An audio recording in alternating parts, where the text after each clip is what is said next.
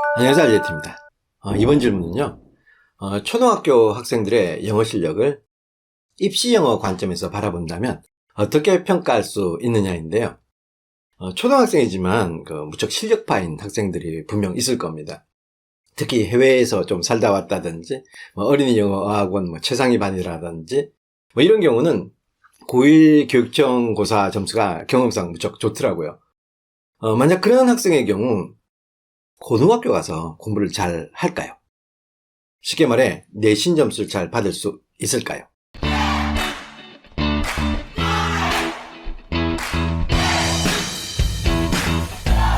사실상 초등 영어는 입시 영어와 약간 거리가 먼 편이라서 언제 입시 영어 방식으로 갈아타야 할지, 또 입시 영어 실력은 어느 정도 될지 무척 궁금해 하실 거거든요. 일단 입시 영어를 크게 수능 영어와 그다음에 내신 영어 두 개로 나누셔야 하고요. 수능 영어의 경우는 정시, 그러니까 서울 소재 15개 대학 등 상위권 대학을 목표로 할 때 정말 중요한 부분이고요. 어떻게 보면 초등학교 실력파 학생들은 미리 수능 영어를 공략하는 게 중요하겠죠. 그 다음은 내신 영어인데요. 특히 지방대의 경우 내신이 엄청 중요하고요. 때로는 최저가 없는 경우도 있어서 수능 영어 자체가 필요 없는 경우도 있거든요. 하지만 서울 소재 대학을 목표로 한다면 당연히 내신 점수는 엄청 잘 받아야겠죠. 그러니까 내신 영어는 이렇든 저렇든 정말 중요한 사항인 겁니다. 자, 그럼 이제 이 두 가지 스타일의 영어를 아셨다면 진단 테스트를 해봐야 될 것 같은데요.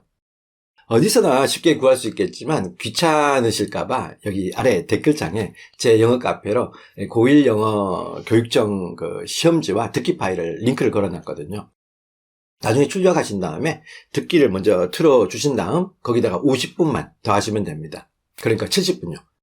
어머님께서 직접 시험관이 되어서 테스트를 보게 하고 또 채점도 해보시면 진정한 실력을 아실 수 있을 겁니다. 너무 쉽다면 고3 걸 응시하셔도 좋긴 한데요. 사실 어머님들께서 잘 모르는 사항이 있는데요. 고3용 수능 영어의 변별 문항은 솔직히 영어 문제가 아니거든요. 그럼 뭐냐고요? 국어 비문학 문제죠. 그러니까 정답이 맞고 틀리고는 독해력과 논리 구성 영역에 달려 있어서 영어 실력만으로는 정말 1등급을 확보하기가 힘든 거죠. 그래서 현 초등학교 단계에서 고1 시험이면 테스트하기에 족하다고 생각을 합니다.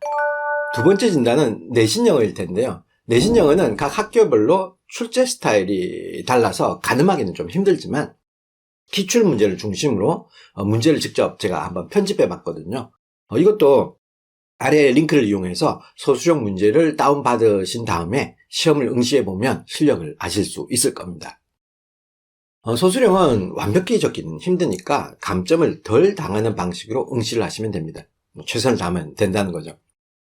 여기 소수령 시험이 전혀 감당이 안 되거나 대처 자체가 잘 안 된다면 슬슬 소수령 대비를 잘 해 나가셔야 내신 대비를 해낼 수 있을 겁니다.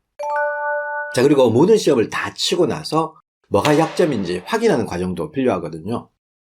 단어는 얼마나 몰랐는지, 내용 파악은 어느 정도 됐는지, 문법 문제는 잘 풀렸는지, 또 소수령 문제에서 영작이 좀 잘 됐는지, 이런저런 약점을 파악해 봐야 되겠죠.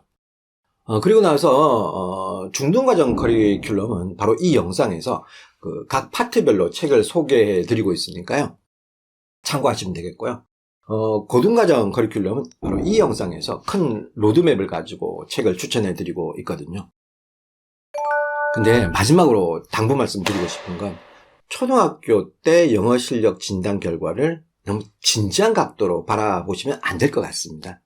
잘 나오면야 문제가 안 되겠지만 못 나왔다고 아이들의 기를 죽일 필요는 없거든요. 정말 중요한 건 지금 영어 공부의 방향이 맞는지 그걸 확인하는 게 중요하고요. 또 그 다음 중요한 건 초등 영어 실력이 아니라 정말 중요한 고등학교 영어 실력, 더 나아가 특히 고3 영어 실력이 더 중요한 건 아니겠어요? 그래서 공부는 하나의 과정인데 횡단면으로 이렇게 딱딱 끊어가지고 실력을 규정한들 4년 후 또는 6년 후 실력이 어떨지 알 수 없거든요. 그래서 무엇보다 우리 아이들이 나중에 공부를 해 나가면서 사춘기도 지나야 하고 또 중2병도 거쳐야 하고 또 학습 정책이나 슬럼프도 겪어야 할 텐데 이 모든 과정 속에서 꾸준히 공부해 나갈 수 있도록 이 부모님들께서 힘들 땐 그 용기도 심어주고 때론 결과가 안 좋아도 토닥토닥거리면서 믿고 지원해 주는 게 더 중요하지 않을까 합니다.